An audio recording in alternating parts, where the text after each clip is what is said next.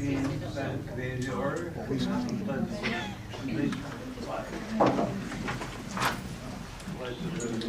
To the flag of the United States of America and to the republic for which it stands, one nation, under God, indivisible, with liberty and justice for all.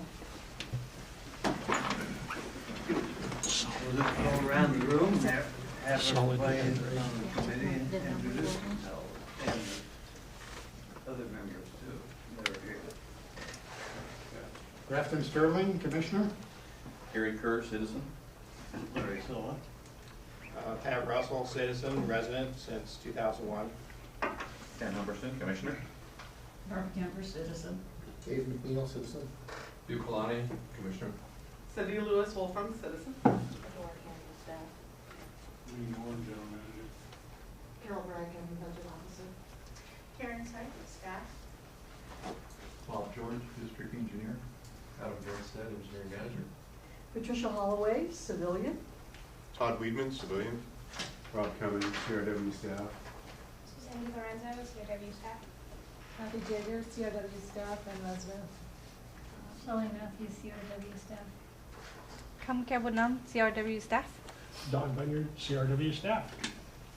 We'll now open the meeting for election of the chair and vice chair. We have a motion. Mr. Chairman, I'd like to nominate Mr. Russell to be the chair. Second. Okay.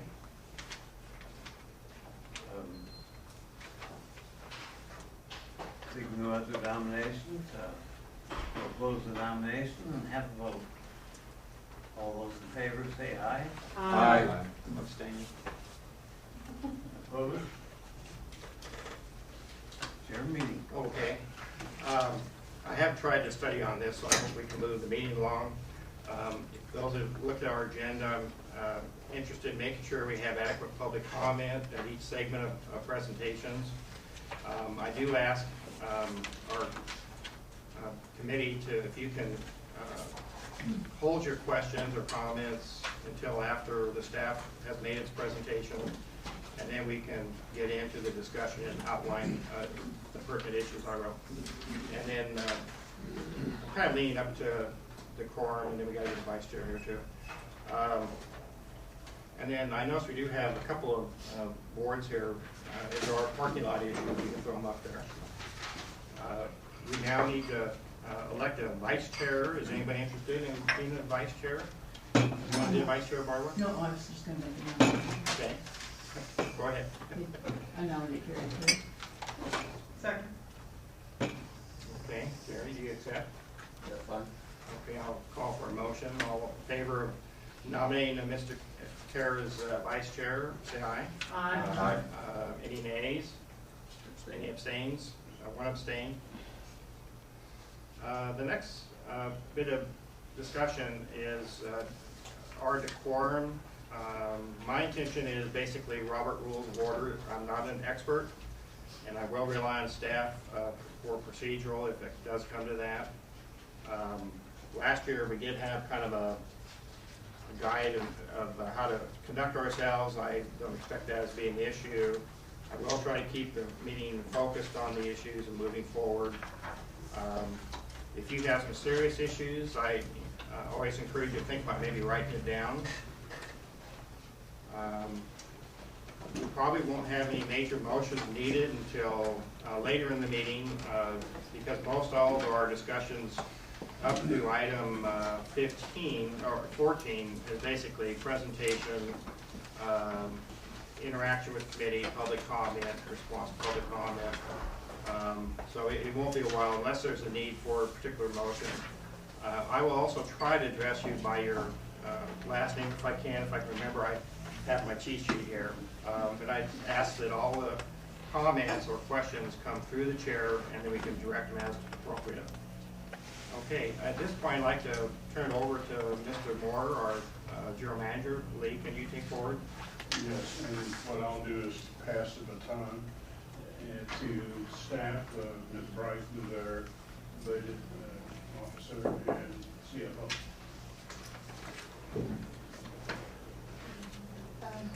So the first, the next item is item number 4, approval of the minutes. So if everyone on the committee has read the minutes and have any discussions, changes. Does anybody have any questions on the minutes? Move to approve, Mr. Chairman. Second. Second, I hear move for approval by Mr. Kalani. Excuse me. It's all right. I'm going to mix you two up tonight, you see. And a seconded on motion by Louis Wolfram. Do I hear a vote? All for passing it, say yea or nay or aye? Aye. Aye. Any nays? Any abstains? Okay, so the minutes of April 26th, May 3rd, May 17th, and May 30th are adopted. Thank you. And then the next thing, Chair Russell, you've already covered the kind of the governance issues, so we do have an opportunity for public comment. We haven't presented the budget yet, but if there's anybody that would like to speak just about the process in general or whatever, this would be Okay. time for that. It's my understanding the budget notice has been formally published as required by law. The district has placed the proposed budget on the district's website for public view.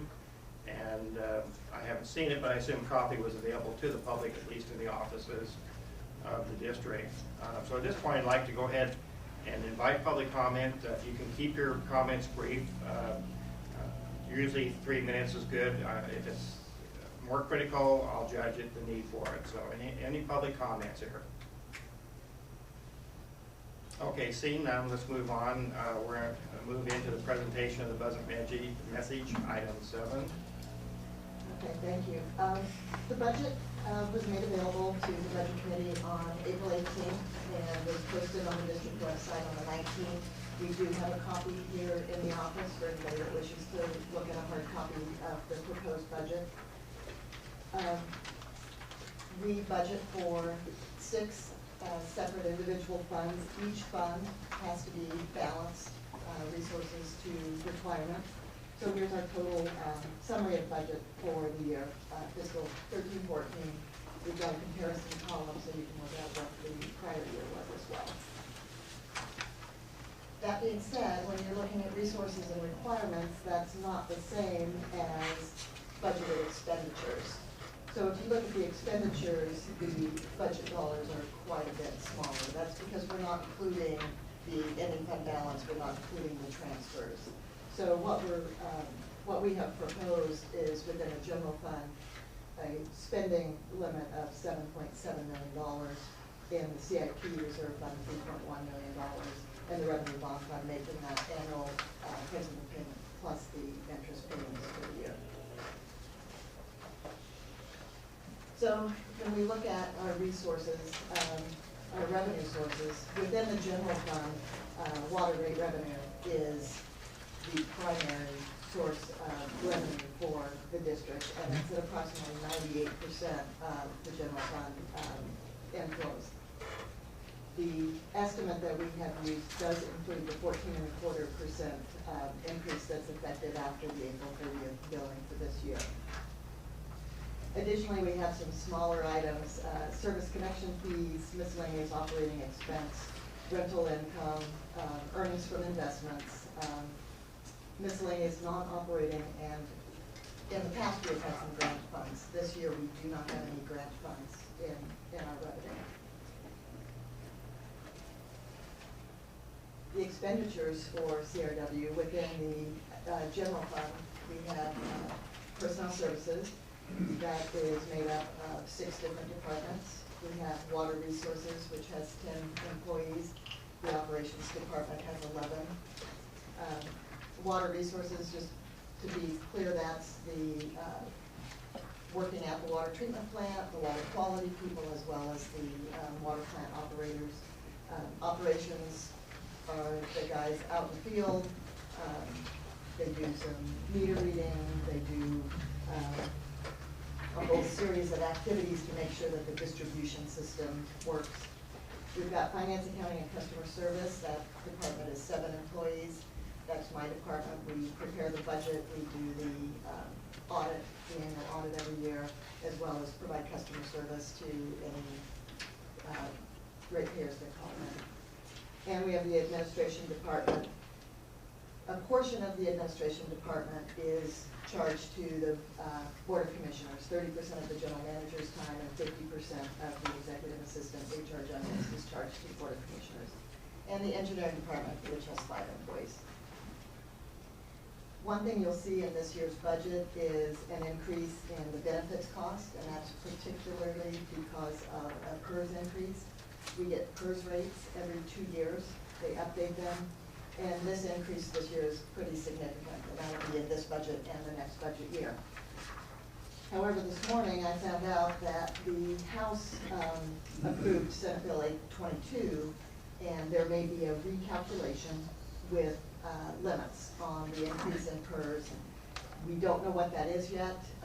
The advice that we've been given is to leave our budget the way it is, but we may see those savings down the road. It might not happen until after July 1st, until after we've made some payments, but the new rates would be effective at July 1st, so they would adjust for that. It would be retroactive. What I've seen is that it would be maybe a 2% increase from what we were paying instead of the 4.5%.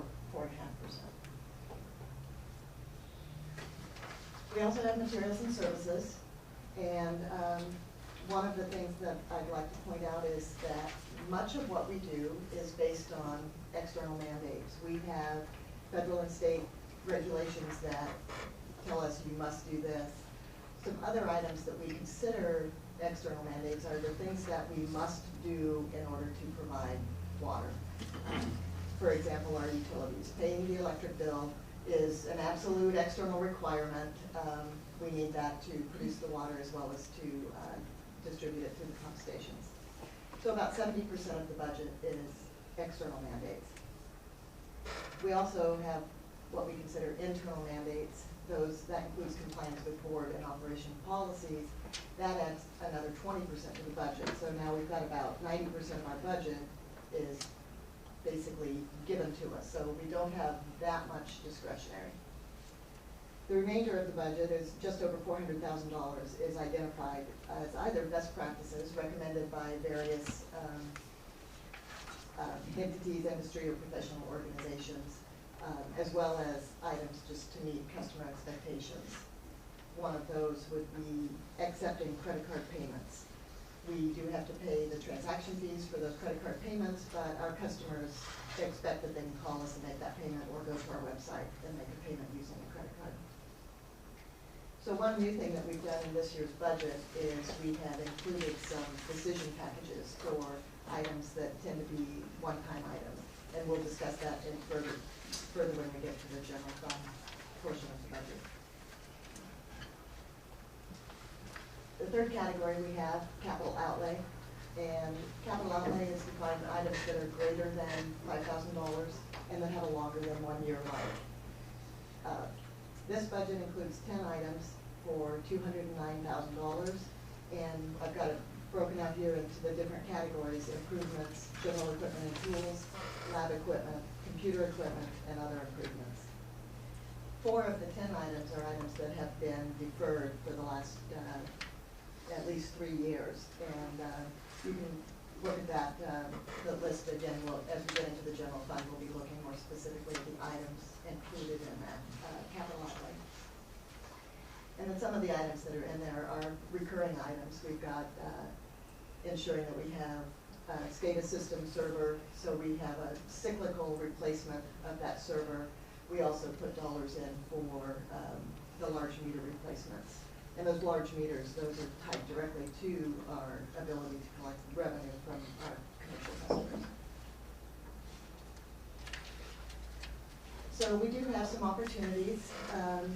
As a district, we've been working really hard to develop stronger and better relationships with our neighboring water districts as well as with the cities that surround us.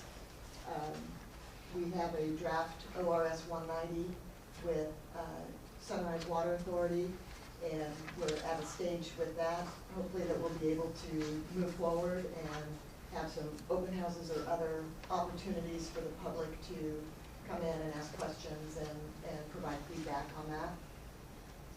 We're working to improve our relationships with Oregon City, Happy Valley, and Milwaukee. Staff has been meeting with staff from those organizations to find out, what we can do to cooperate and work better together. The Beaver Creek telephone lease issue has been resolved, and we're beginning this year to work on the water master plan update. And in this particular case, we have some internal expertise that we can use rather than hiring and contracting that out. Some of the challenges we have as a district, and again, I mentioned this before, water rate revenue is pretty much our only source of revenue. And our average customer's bill, we've determined an average customer uses about 16 CCF of water in a 2-month billing cycle. The average customer is paying about 35% of that bill on the base rate and about 65% on consumption. And we just talked about our discretionary and non-discretionary spending. Our non-discretionary spending is about 90% with the internal and external mandates. So whatever our rates are, if consumption habits change drastically, that would have an impact on the revenues and could cause some challenges for us. Additionally, like pretty much everywhere else in the United States, we do have an aging infrastructure, and we need to have dollars available to work on those capital projects to ensure that we can keep water flowing. And because development activity in the district has been down, our SDC revenues are down significantly from what they were prior to the housing bubble crash. So we're not bringing in as much into the SDC accounts, and yet we still have capital outlay that needs to be spent from those SDC reserves. And also when we look at our CIP projects, which Bob and Adam will be presenting here shortly, a lot of those activities are mandated by other entities, by ODOT or Clackamas County Department of Transportation. When they have projects to do and we need to move our valves or hydrants, then we have to do those even if it's not on the top of our list. So looking at the financial condition, you can see that our reserve totals are going down. Again, this is related to continuing to work on our infrastructure, spending money in the capital outlay. The graphs look a little, maybe a little bit hard to read, those light yellowish colors up there. In 2008 and 2009, we had one large reserve fund called the CRW Reserve Fund, and that included monies from SDCs, it included the rate stabilization dollars, and it included just money put aside for the future, which is what we now call the Capital Reserve Fund. So the 2009-10 year, we closed that account out, and we opened those 3 other reserve funds. And then you can see those colors kind of following along for the rest of the chart. So the other thing we look at in preparing the budget is our ability to meet the debt covenants. And our debt covenant requirement is a 1.25 ratio when you include our system development charge revenue, and a 1-to-1 ratio without the SDC revenue. So basically what that's saying is our net revenues without SDCs must be equal to the annual debt service, and our net revenues with SDCs must be 1.25 times the annual debt service. So this budget, this proposed budget, shows that we're meeting that comfortably with a 2.14 with the SDC and a 1.98 without SDCs. The annual debt service this year too is down a little bit. Last year our principal payment was $535,000, I think, and this year it's $360, $340. Carol, I didn't hear what you said. Last year our principal payment was $535,000, and this year it's $340,000. Thank you. So I would like to acknowledge the CRW management team, all the staff that assisted in creating this document for the Budget Committee's review, And also thank you to the board members and the budget committee members for your time and attention to this process. And again, it's time we can open this up for discussion of the committee, and then we can have some public comment. Okay, Carol, I think everybody got everybody got the binder. And so did you want to open up questions, the entire binder of information, or restrict it more toward general fund, or how would you like to organize? So far what we presented is simply a budget message, and I do have more information to present on the general fund. And I believe our next thing on the agenda is the capital improvement fund. We'll be moving into that next. Okay, I did want to encourage discussion right now, and Ms. Wolfram, you had your hand up there. Yeah, I only think I have one question because I think Carol answered the first one. But just on your slide number 11, you were talking about how our infrastructure is looking to work. I guess it's a two-part question, Carol. One, are we providing for some of that within this budget? But if not, or if we are, even if we are, I should say, are there any grants or other types of funds available revenue-wise to upgrade or deal with anything to do with the infrastructure? To my knowledge, there are no there's no grant funding for the infrastructure. As you know, we did have some FEMA grant money a few years back that helped do some seismic retrofitting at the water treatment plant, as well as doing some work on some reservoirs. There really isn't any funding like that right now. I believe the federal government is working on some low-cost loans for water districts, but as far as I know, that has not been approved, and that would be handled through the state. Would be possible. Anybody else have any questions here? Yes, Ms. Kemper? Thanks a comment. I want to thank Ms. Bragg for her explanation of the percentage impact of mandated costs. That's very helpful. Any other questions at this moment? Carol?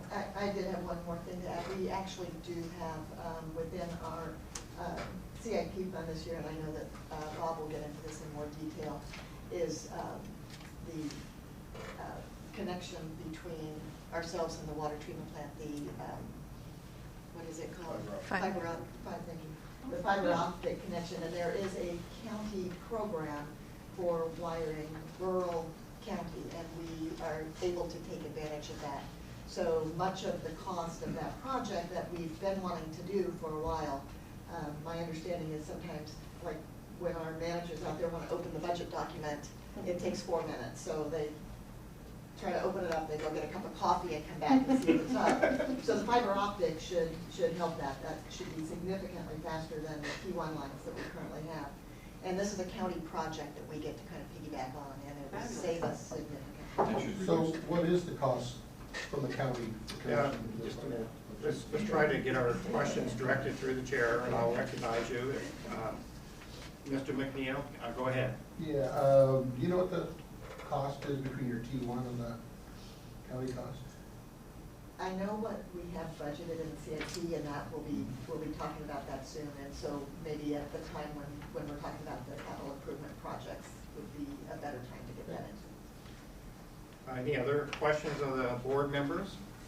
I did have one, reading through my minutes this afternoon, there was discussion about last year a corrosion control project, and the minutes state, and I'm looking on April 26th, 2012, on page 5, about the 6th paragraph down. Commissioner Strahan asked for clarification on information on slide 12 for $650,000. The money is earmarked for Black & Beach as design consultants for the corrosion control project and will be spent over the course of the project on the scope of work to be done. Possible additional funding may be available FY 13-14, but will depend on trial results. So I'm just curious, I didn't see anything on this corrosion project in our budget for this coming year, so I'm just kind of curious if you can give me a quick, Okay. thank you. The corrosion control testing is continuing, and we have a couple of more testing cycles to get through. I believe the last kind of big one is in August of this year. And we've determined that based on the outcome of that testing, we'll continue to use the temporary system of feeding chemicals into the well. And so that 650 has kind of been taken out of the budget. We did not spend it. We did some very minor changes at the well site to be able to feed the chemicals into the water. And it may be something, depending again on the results of the full-blown pilot test, we may be asking for money in future years. If we Maybe not this year, though? But not this year. Okay. And you said it, this is concerning the well, which I believe is in the south area of the district? Yes, that's correct. Okay, thank you. Are there any other questions of members? Okay, at this opportunity, I'd like to make sure we get plenty of public input, and this is a time when I'm going to ask if anybody in the public does have any questions of the presentation. And basically, any questions open in a broad sense. If it's pertinent, we'll try to deal with it. If it needs some time for review, we can decide whether we feel that staff needs to come back to us for that. So anybody in the public who wishes to comment or ask questions?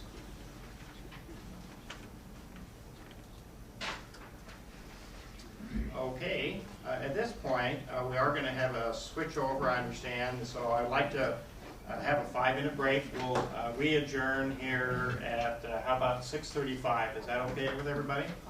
And we'll keep moving on.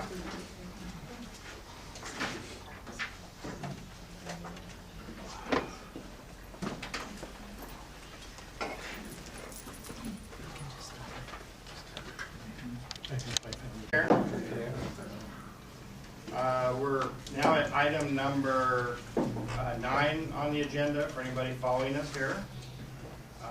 Mr. Moore, can you pick up from here and take us away?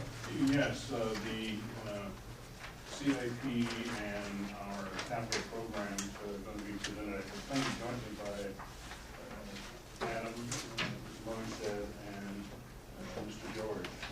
Who's going to go first? I will be going first, and thank you very much. This opportunity to present our program, or the program, which is for CIPs. Basically, on the outline here, we have the program definition, what CIP is. We have the CIW master planning. Yes? Is your microphone on, Bob? How is it working? Is that hearable?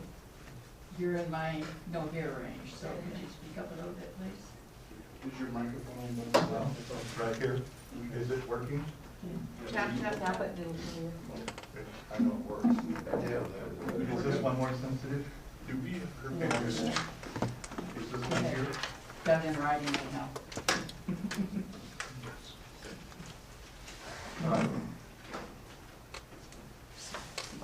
We'll go over a little bit of the CIP history.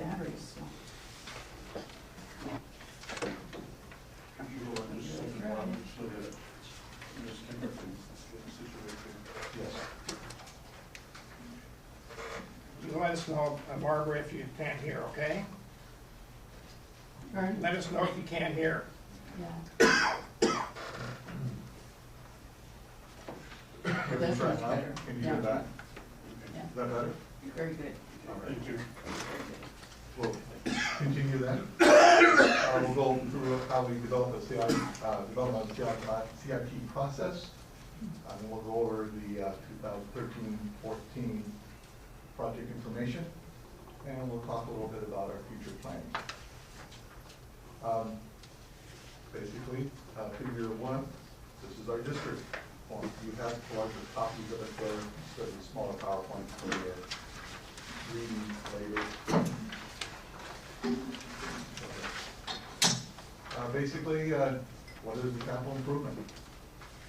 And we can all read, but basically, it's CIP, or the capital improvement, is construction of additional.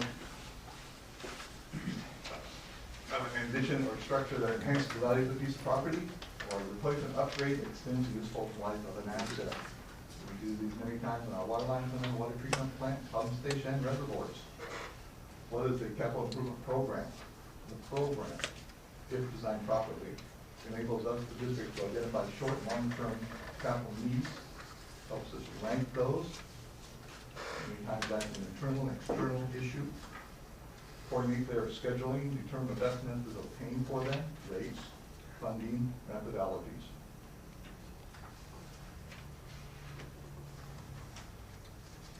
Planning. Basically, master plan, as we develop those plans and those lists as we present every year, we go through, look at age, condition, leakage, operations, maintenance costs.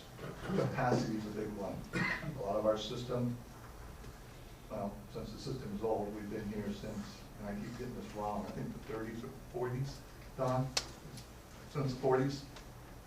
Parts of it. And a lot of the Claremont Redland system was during the late 50s, definitely during the early 60s. So capacity at that time was different from needs today, with growth. Pressure and flow characteristics, projected growth, boundary concerns, external factors. That could be environmental, topography, landslides, environmental issues, quite a few different items that affect what we build and why we build some of the things. We always look at cost-benefit analysis. In our planning, we do our own internal hydraulic modeling. We have somebody on staff that does that for us. We look at the land use, the current land use. And it is different with the urban areas versus the rural areas. We do a lot of field observations. We have our ops guys out there. They're looking, touching, feeling. We have citizens that call us, unfortunately, many times for little leaks and stuff to come up. But that's good that our citizens are watching out for us. And again, we have these external mandates. The external ones could be cities, road reconstruction, ODOT, highway reconstruction, county repaving jobs, there's a multitude of those that go on. And it seems in the last 4 or 5 years, we've had more in our history than we probably had in 20, maybe 25 years. A lot of that probably came from the repaving funding, was funded by the feds. A lot of money came into the counties and the cities to do that work. So that affects us because we have hydrants that sometimes have to be relocated in valves. We don't like them caving those valves, so we have to clean them out. Sometimes we upgrade the valve boxes, raise them to grade, so they can do their paving. That's cost to us. High internal needs. We assess our projects, bring them to the board, discuss internally that everything from emergency generator. We sometimes have emergencies, like we had a 5/16-inch transmission pipe that had to be relocated for a storm sewer issue. We worked with Wes on that. That was a high internal need. It wasn't even a CIP, but we had to do it. And of course, we have a running list of deficiencies that address the long and short-term needs of the district. Currently, our existing master plans consist of 2 documents. One is the 1998 master plan. That it was a 20-year plan that had an estimate of $56.7 million worth of improvements. In 2005, we did a master plan update. That included 20-year improvement plan from that date of about $33.4 million. The new master plan, the Oregon Health Authority requires updating the master plan every 20 years, or basically from the new one, and then updates it at 10-year intervals. Our next one is due in 2015. It has been determined, I believe, that we can do that internally with staff, and we'll be drafting that new master plan this next year and a half. And I did have one little item I didn't have on that as I was reviewing this. As we develop a master plan that is not done in-house, engineering staff runs off into the corner and does that. This is a effort that, yes, as engineers we can do the age thing, we can do the hydraulic modeling thing, but it does take full staff, operations people, water resource people, takes the board to look at this and see, does this strategy make sense for the district? So this is not a document that's done, put on the shelf. This is a living document. The board's involved, staff is highly involved. And what we do, once this is adopted, this is then taken to the Oregon Health Authority, and they approve it and accept it. And what it also does, besides allows us to plan for the future rates, what we're going to build, it allows us not to have to, every time we do a project, do a design, take it to the health authority, pay a fee and have them review it. It's one of those little net benefits you have. And those cost anywhere from $200, more than that. The water treatment plant seismic was a lot more. We actually had to pay for that one, I believe, that was special. But if you, and the fees for the health authority are going up. So that's a side benefit by doing, having a plan in place. Most communities do use that option.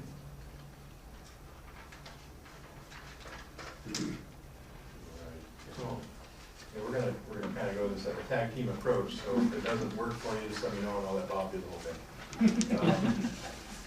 We wanted to show you a brief snapshot of the last 15 years or so, what CIPs have accomplished. Bob kind of painted a picture of how we developed the CIP through the master plan, through other factors. This map is a district map, similar to the one in figure 1 that we looked at earlier. The red bolded areas generally are CIP areas. If we have concentrated work, say at the treatment plant, right here, that might be accounting for a number of different CIP projects that were done over the years. You can see quite a range of areas covered, north to south, south to north, east to west, where, again, where needs arose, where projects took us over the 15 years or so that we show here in this diagram. Historically, roughly over that date range, actually this is a 10-year date range, 2002 to 2012. We cataloged our costs and based it on total costs of any given project at the time of project closeout. So for projects that span multiple fiscal years, you'd be looking at a cumulative total cost for each project. And what we found was over this 10-year period, we accomplished just under $25 million worth of CIPs, and you divide that by 10, you get about $2.5 million a year of CIP work. Those costs do include all your, obviously, construction, but design, and in-house and overhead costs. We wanted to talk a bit about how we develop the CIP, and then we'll get into the CIP program for this fiscal year. We really go through a cycle as we develop CIPs, and by that I mean, the next slide is going to really represent that. But it's a step-by-step process, but it's an ongoing process. It's kind of a living, breathing thing. Every year we revisit the list and prioritize or identify needs, as Bob described, whether it's externally mandated, we have other agencies doing work that requires us to do improvements, or other projects that we need to do to maintain the life of our system, to provide quality services to our customers. Some of those projects are multi-year, and if they're unfunded, of course, they don't go away. They do move on in the preceding year. So graphically, what we wanted to show you was, if we take the top level first and really kind of take that as a starting point to trace this cycle, we look at the step of identifying needs. Really, that's kind of the key first step in this process. The master plan is a huge tool to do that. As Bob described, there's a number of factors that go into developing that, from field observations to our hydraulic model, which would identify deficiencies. And from that, we develop a list. And then we look at each project, or project to be, and we evaluate those with a number of different criteria. And I'll just throw a bunch up there. A whole slew of criteria really goes into that process, as you can see. Anything from looking at it hydraulically, what's the history with maybe an older pipe that's leaking? Can we apply some conservation type measures to it by getting rid of leaky pipe? Of course, capital cost is always a concern. how many customers does it impact, and what happens if we, if we do a no action, or if we go at it an alternate way. If it's a boundary concern, if there's a concern of stranded investment, if we're inside the UGB, again, there's a number of criteria here. So we evaluate our list, we evaluate our project list. From that, we get essentially to the CIP budget that you see in the packet. Each year, we essentially create a list of projects. We evaluate those and then kind of prioritize those, and within funding available, within the ability of the district to address a need, we develop what we call the final list. And then from that list, we build or construct those projects. So those become the approved projects that is before you today. We do have projects that are multi-year, like the generator project, like the JTA, Harbor Bridge. We'll go through a couple of those shortly. They will carry over into the next fiscal year, and what that has to do with the project scope, sometimes schedule. There could be other factors weighing into that from external agencies like the county or the state, that the project has a longer life than just 1 year. And then, of course, to complete the cycle, we really take any unmet needs, and again, the list is long. If you've studied the master plan or seen other master plans with other entities, you know that deficiencies always outweigh available resources. But the goal is to take it a piece at a time and do what we can each year to ensure that we have a system that is providing the service we want it to provide to our customers. Hey, Adam? Yes. If I can interrupt just a moment. Sure. We've just talked about process, and I assume the next step is actually talk about the projects. I thought it might be appropriate if any board member budget committee member had a question about the process that was just described by Bob and Adam. Anybody have any questions on that? Okay, thank you. Okay, Adam?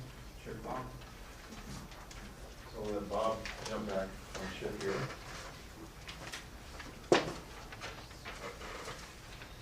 So here's the proposed projects for fiscal year 13-14 for a total of $3.1 million. And as I won't go through the names right here, there are 6 projects. Go ahead. We have the Sunrise JTA project. That's an external mandate by ODOT and the county. Not much choice there. And we've been working on that JTA one form or another for about 5 years. The ODOT County Department of Transportation, that's an external mandate. This is a project funding mechanism we use for the unknowns. Sometimes we know about them. The county provides a paving list of projects to pave. Sometimes they don't. This year, we received no list. We understand they don't really have any money, so we'll be probably hitting this depending on their funding. But we still put the project because there's always something coming up, something, storm sewer, something will happen. So we budget for those unknowns. If we don't spend the money, of course, it goes back to the capital reserve fund and to fight another battle another day. Generator project, that's an internal mandate. We've been working on that one when they first started the grant in 2004. I came on 2006 when we bought the generator. We are now at a place where we're finishing that project and anticipate to finish it this next fiscal year. The Harbor Bridge transmission phases 1 and 2. It is 2 separate phases, and that was dictated by the county to be 2 phases to us. Phase 1 is the interconnect with Sunrise Water Authority, taking water at Carver, bringing it to the bridge. That's about 165 feet of 12-inch water line. Phase 2 is the bridge portion itself, approaches and water line across the bridge. The IT network upgrades is an internal mandate and need for communication between this office and operations down at the water treatment plant. We'll get into that in a little bit. Those are the 6 projects. Project locations, JTA, and that's figure 3 in your bigger drawings. So the JTA project is in the red. And figures. Okay. This is the water treatment plant generator project, which also covers the IT work between here and this building. And the box down here represents the phase 1 and 2 for the Carver project. Those are the locations of the proposed locations. Bob, are we gonna go back to each project for questions? Yep. Would that help you? That would be fine. Okay, all right. What we're trying to do- touch each one. What we're trying to do is show you within the district, just relative, some of you know the district quite well, others do not know the district very well, so we try to get a relative location where these projects are occurring. The JTA project, ODOT Sunrise JTA, Jobs and Transportation Act project.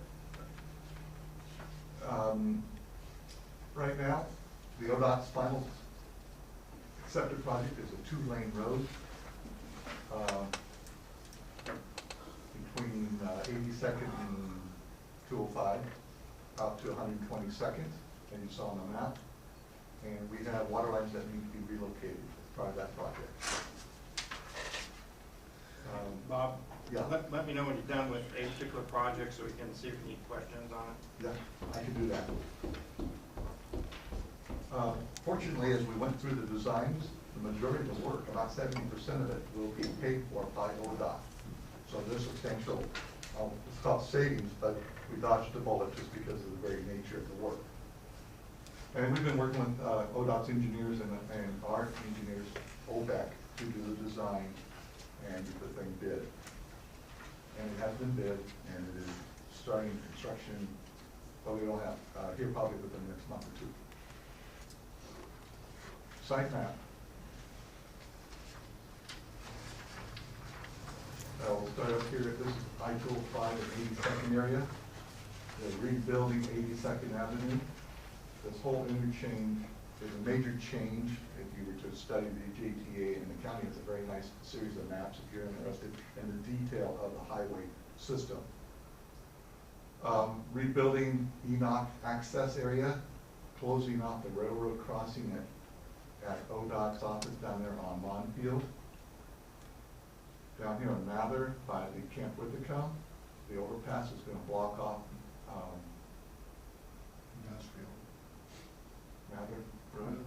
Mather and Bordeaux, but right here, we have major work there. We have a 30-inch water line. Fortunately, that work is being reimbursed by ODOT because it's been a county road with a new highway right-of-way taken over, so we're being reimbursed. Down here at 122nd, where the highway comes in, we have some lowering to be done, some meters to be relocated. We are going to have to build a cul-de-sac water line for the cul-de-sac in there to service these at our cost, as per the rules. And then down here on Ford Street, 122nd, pretty minor work, relocates the hydrants and some meters down there. Not to get into a lot of detail, but you can read this later. But basically, out of about 10 or 12 locations, we ended up with this left as actual real projects. I went ahead and broke it down in reimbursable and non-reimbursable. Just to let you know, on the non-reimbursable, on the construction phase, the final bid came in at $156,436. We are anticipating back, when I first started, closer to $500,000. So when we were doing our potholing, design work, figuring out what was really going to have to be, a lot of work went away because there were no conflicts. And the ODOT looks like they're going to be putting on about $372,000 worth of costs on their part. Then down here, what we have is labor.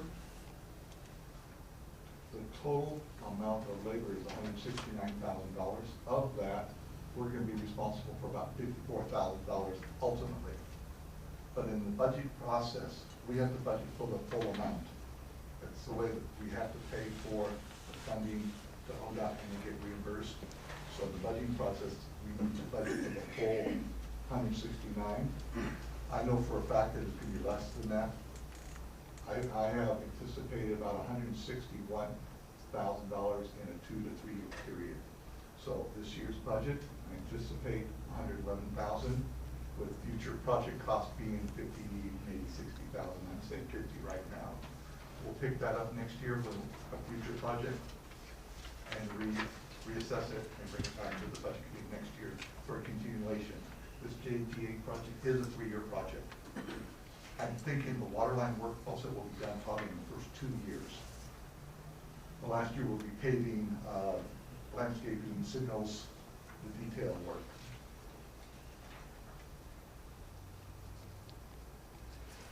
Okay, this is a good opportunity to ask any board members any questions on the JTA project, and I wanted to first ask Ken Humberson. I was looking at the Clackamas River Water Proposed Capital Improvement Projects map, the large one, and I see 2, 3, 4, 5, and 6 noted on the map. I do not see number 1, ODOT and Clackamas County DTD adjustments, and that there's so many acronyms. Could you please refresh my memory as to what DTD stands for? I know, I love it too. Department of Transportation Department. Department of Transportation Department? Development. Development. I never thought of that. Development. And the reason there is no number 1 on there, we have never received a list from the county or ODOT of any known projects to put on the map this year. Gotcha.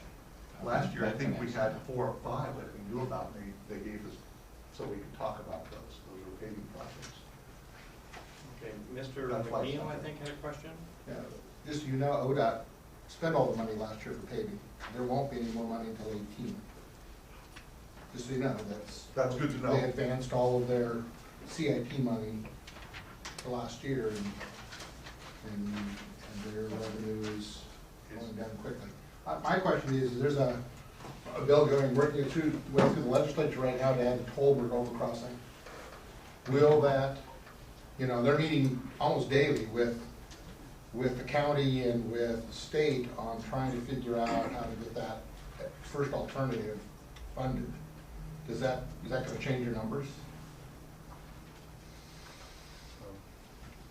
Talking with ODOT, county, and OPEC, who is the designer for Yeah, ODOT, they're not willing to share any information with I us. know, because they have a lawsuit. Hmm? They have a lawsuit they're trying to stay ahead of. Okay, so what we did, we looked at, said, will we want a water line going across there in the future? Right. Possibly, but I have not, it's not in this fiscal year. Okay. It would have to be designed and somehow incorporated into this overall design, which probably would be toward the end of the project, the 3-year project. If that comes to light, it'll be one of those external mandates that we'll consider, do I need that line crossing the railroad tracks at that location? We have crossings at Lawnfield and at 212, 224. It would be an extra east-west crossing. We would look at our modeling, would it be needed? If not, we'll continue using the service we have, or the distribution system. And I guess my question would be, I know there's a lot of work that would go on at 82 Drive at the new connection, and I know you have a fairly large line in that, so. It's old and I know. decrepit, but it would probably be limited to probably a fairly small area at the intersection, maybe a couple hundred feet on either end. It'd be a relatively small project. As soon as it comes to light, we'll address it. But right now, they're not sharing that information with us. Okay, that was good information for all. That was one of my questions too. Ms. Kemper, you had a question? Yes, the fact that Happy Valley now owns some of the property this will go through won't have any impact on this, will it? That's correct. It does not. We were still the water provider. They were still our water lines, still our customers. But it's still ODOT is the Yes. responsible party. Okay. Another good Yes. question for our board at a later date there, the annexation in the Happy Valley area, which is served by, well, it's our district or it's Sunrise Authority, so it would be good, interesting discussions. Did any other board member, budget committee member have any questions here on the Sunrise? I do want to reserve some questions for another county initiative dealing with the regional center. And there's apparently $48 million remaining out of the tax increment. Project will be shut down this in a June, but there is the 48 million. It's my understanding, when I sat in the work session here on a couple Tuesdays ago, it sounded to me like the board commissioners did commit to 4 street projects that they rate as a high priority. And kind of the message I heard was the shovel-ready expectations. In other words, let's accelerate the construction schedule. And none of these have been engineered that I know of. But I hope that the staff is up on it. It's the extension of Monterey to Fuller Road there, the regional center. That's a brand new road extension. The Sunnyside intersection, which probably won't affect, it's over by Kaiser. Going to do some work there. The realignment of Audi Road at 82nd Avenue, there's some offsets in there that they want to fix up. It sounds like they want to build a road all the way back to Walmart in that area. And then the other major road work would be Fuller Road, roughly from Walmart up to Johnson Creek Boulevard. And the message I'm hearing is they want to do some sort of citizen involvement in that in terms of design and civic pride and student involvement, that type of thing. With those, they would have about $24 million left, and that's the political remainder. And if I were CRW, the Board of Commissioners are looking at projects that will facilitate and benefit the districts, special districts, overlapping districts, fire district, school district, park district, etc. Even though we are not a taxing district, I think we have that opportunity to benefit from that discussion, and I hope that our administration will follow this closely here, because that's money sitting in a pot, ready to go, and we have 5 commissioners that have all varying opinions about how and what to do with it. So that's kind of an editorial on my part, but I think they are things that are on the immediate horizon and will involve interaction this year, I believe, this fiscal year.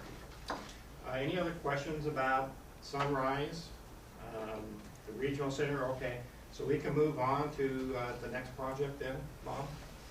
And this is where I'll jump in again. Okay. So, Anna? thank you. We've really talked about this project quite a bit, so I'm not going to spend a whole lot of time on it, but the ODOT and County Department of Transportation adjustment type projects, really the budget figure that we have in there, $125,000, is kind of historically based, as pretty much a placeholder for when these types of projects that we're discussing here in the last few minutes come about. And we do have one somewhat known at this point. We did receive notice from the county and some plans about possible or proposed storm sewer adjustments on Henrici Road. This is down in the south side of the district. I'll pull up a map here and show you what that is. There we go. Right there. Really down on the I'll work it down by Beaver Lake. Yeah, it's right on Okay, the the bottom, corner down down by there the top. by the Beaver Lake Curves. area. The ground's moving. Slide. Yeah, it's all sliding. So they're gonna go in and do some storm improvements to get that water To catch the log off in the that hill. hill. Yeah. So that is the one we know about right now, and we'll be working with the county to adjust our water lines, valves, possibly hydrants. If we get hydrants up there, if they should. That is one note. I'm gonna step in.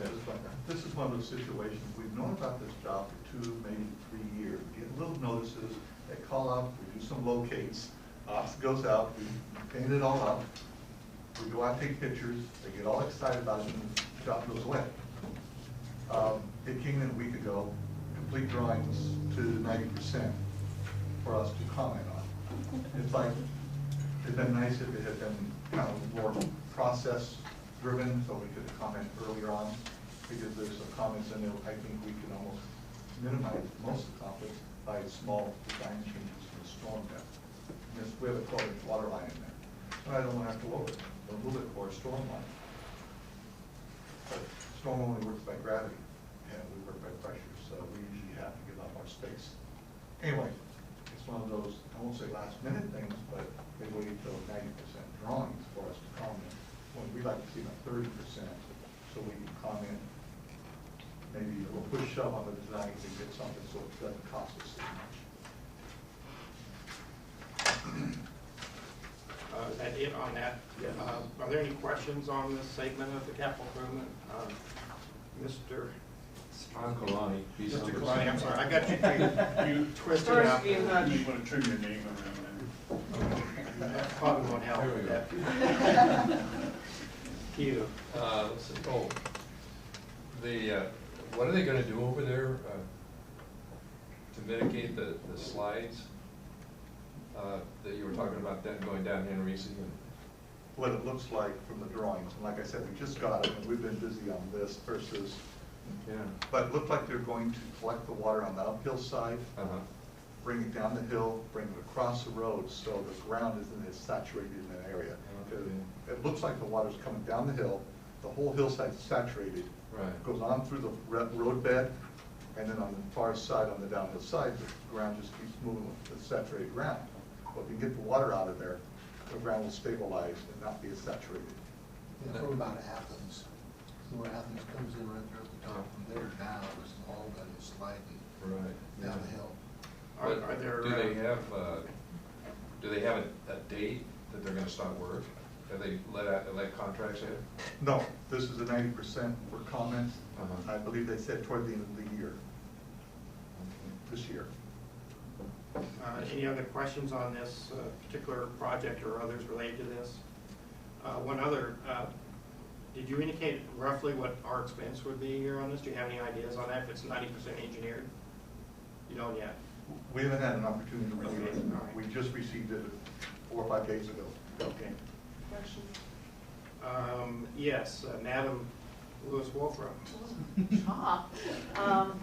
So the funds that you've had set aside in the county, in the county projects work, does it appear that those monies can be shifted to this project that you just got, enable you to take care of that project? Will it be enough, or do you think you might need some more put in there to cover this project in addition to the one that you already have in place? Historically, it appears that the 100,000 to 125,000 has covered the majority of these major projects. And many times they're $10,000, $20,000. We do the engineering house, we work with the county, and we get it done. Paving jobs, same type of thing. You know, if we have to move 30 or 40 valve boxes, it takes quite a bit of time and money to do it, but it doesn't take 125,000. When you add 5 or 6 or 7 of these projects up, and pretty soon you're up there real quick. It appears that this is not that large of a job. I think we can easily handle this. Now, hearing the other possibly external mandated jobs, I am curious on where they're heading with that. I doubt with that kind of money they can do all 4. So I think that will be a They can do all, discussion. I'll correct you, they can do all 4. It's worth approximately almost $20 million, and that was the board directive to the staff. So I want to make one other editorial. In your goal statement, you indicated your effort to communicate better with the partner jurisdictions and cities. And one thing I kind of noticed, if it's a Johnny-come-lately in the spring, it's hard to tell if they're trying to fulfill their own budget. You know, if you don't spend it, you lose it kind of thing, or what. But usually early by January, February, these agencies know their capital improvement wants. At least internally, they should with staff. And it behooves, I think, the district to insist your partner agencies share with you their ideas. You know, and not wait until, end of May, their budget hearing, and all of a sudden this project comes through, and you know that other district doesn't know anything about it. I think that's something to be worked on. So anyway, I appreciate your flexibility because it's necessary. And there was a question here, comment, Cindy. From what I remember from the committee meetings for the regional center area, the planning that has been done in that area, the 28 million, I think it is, that they're talking about, is already including planning that you are talking about, or the rework that you're talking about, you said that you get reimbursed for a lot of the stuff that you do through this area? No? Well, there's already talk within the budgeted amounts of money for reimbursement to other entities. So I agree with Pat that you need to, we would recommend to the board that perhaps some additional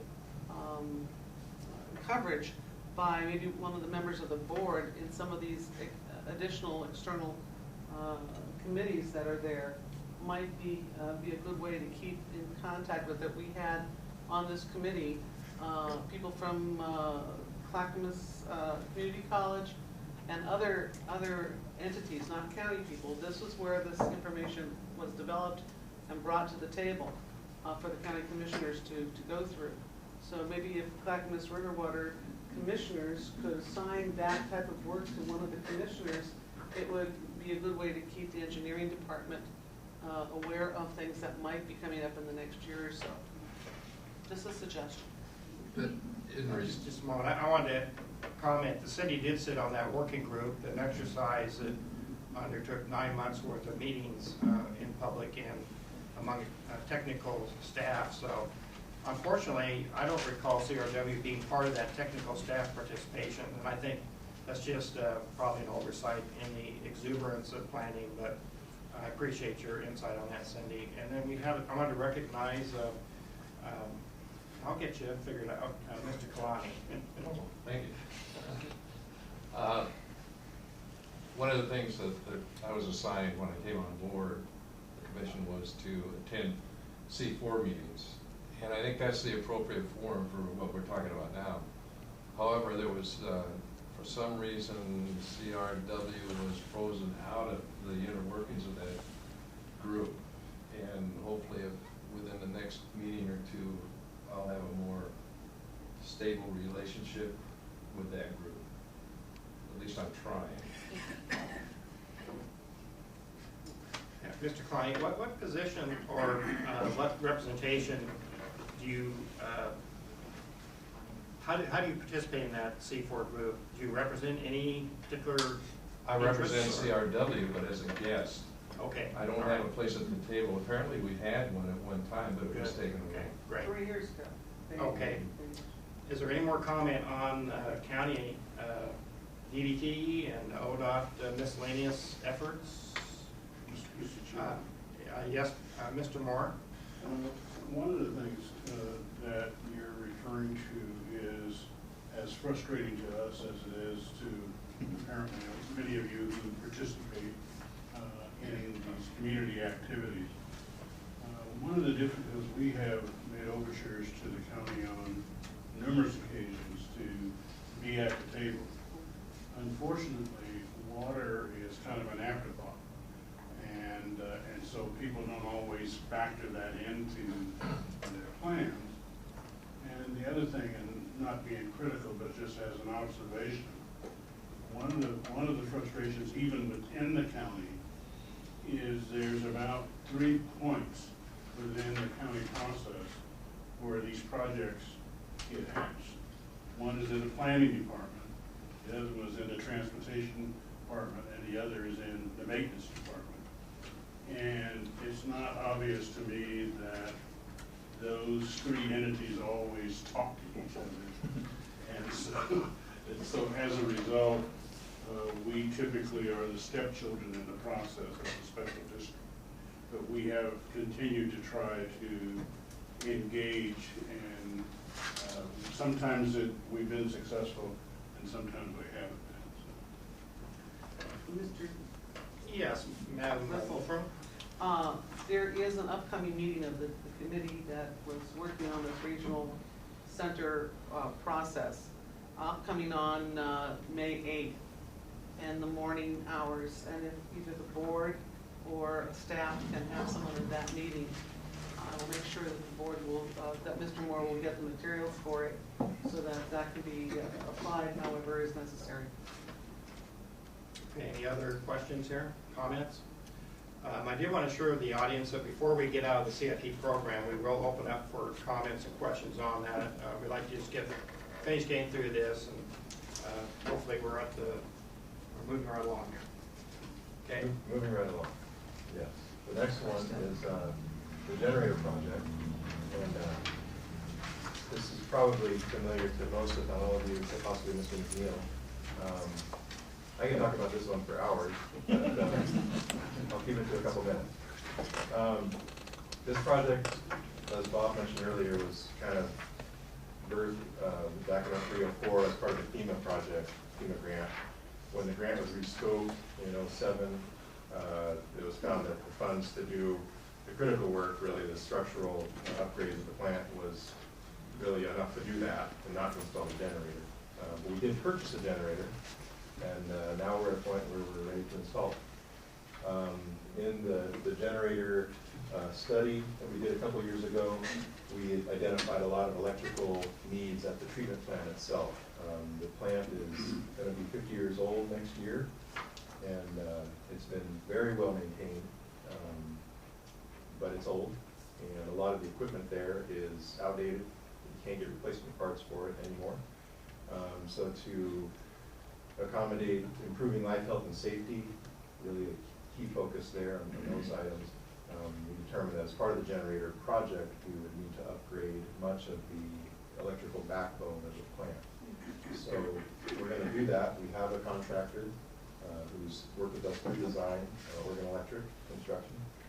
They are now preparing to start construction. We should have some construction underway before this current fiscal year is over. And then we envision, which the budget reflects, completing the construction and project in fiscal year 13-14. Just to give you a snapshot of where we're at, here's the treatment plant. Grab the pointer again. Treatment plant proper, Mangan Drive, Water Avenue, the park is down below here. The generator facility is going to be sited kind of right in the middle of the treatment plant. There's a lawn here where we'll be putting it next to the chlorine building, and operations facilities are over here to the east. And then we will be extending power mains down to the low lift intake pump station where we draw our raw water off of the river. So the entire plant operation will be served by emergency power in the event that we have a sustained outage. As far as costs go, and again, this is one that's been around for a few years. Fortunately, all we've done through these few years has been within our overall budget. We've again gotten good pricing from our contractor through the design and now into construction phases. The construction climate is still such that we're getting good bids. They're working with a couple of subcontractors to conduct the site work, excavation, and concrete work, things like that. And then they will do the main electrical installations in the plant, and then of course the new generator facility. So as Bob shared in his APA, this is more or less our typical cost estimate method for our CIPs, where we look at construction as a whole and then break it down into kind of our indirect costs where we account for in-house overhead. In this case, we had quite a bit of outside engineering come in, provide professional electrical engineering services, and our contractor, and then of course any other inside labor managing the project and other services. So the budget we're at for this fiscal year is estimating just under $1 million to be spent through the current year, 12-13. So we'll be the balance of that to complete the project, and 13-14 will be just over $2.2 million. And that's all I've got on the Are there agenda. any questions of our committee here? Okay, if none, we can move on to the next project. I'm going to pick up the Carbon Bridge project. I've been working on that for several years. The Carbon Bridge was originally a county and a state project. It finally converted to a county project, basically. And it has an opportunity for us to put a water line to serve from the north to the south side on the east half of our district. The master plan, both in 98 and 2005, have written up plans or identified that as a potential long-term plan with the bridge being built. cost-effective way of getting a water line across the river at the east side of our district versus trying to do some type of trenching or river crossing of some sort, which is environmentally expensive to say the least. And there's no real good area for us to do that between our district, north and south, feed areas.